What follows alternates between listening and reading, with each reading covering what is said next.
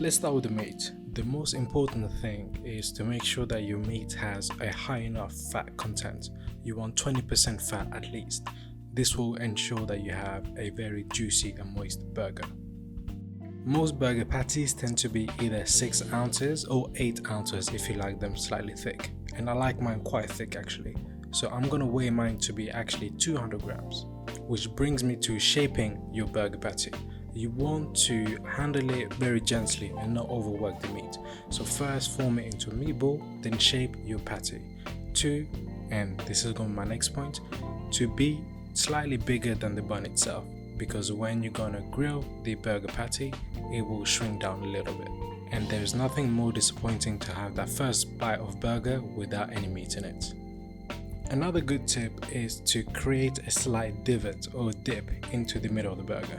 What this do is prevent doming from happening, so your burger will still remain flat. The only seasoning that you need is pepper, so do not add salt or any other extra spices. You can flavor the burger with sauces.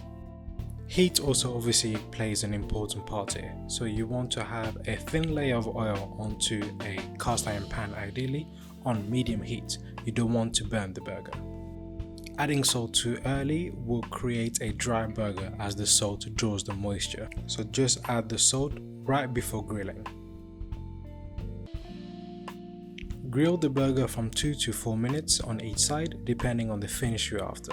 So I want mine to be quite cooked, so I'm having it at 4 minutes on each side.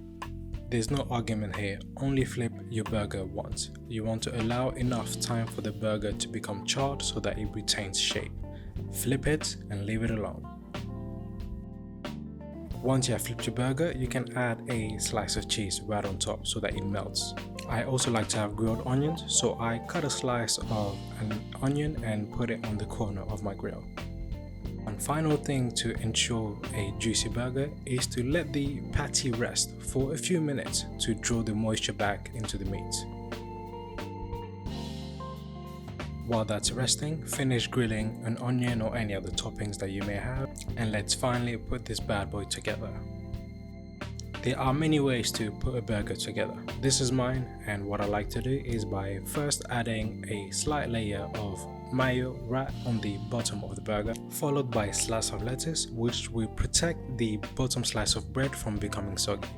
I then add my layer of cheese and patty, followed by a few slices of tomatoes, my grilled onion, and a little squeeze of ketchup, and then topping up with the top bun. Give that a gentle squeeze to bring the burger together, and voila, your burger is ready. Now if we slice into it, you will see that the burger is well cooked, but it is still very juicy and not dry at all, which is exactly what you want. And let's have a look. Now look at this bad boy and tell me that that ain't beautiful. And there you go friends, this is proof that you can make a very good burger right at home. Serve with some coleslaw and some chips and dig in. This was my recipe for homemade burger.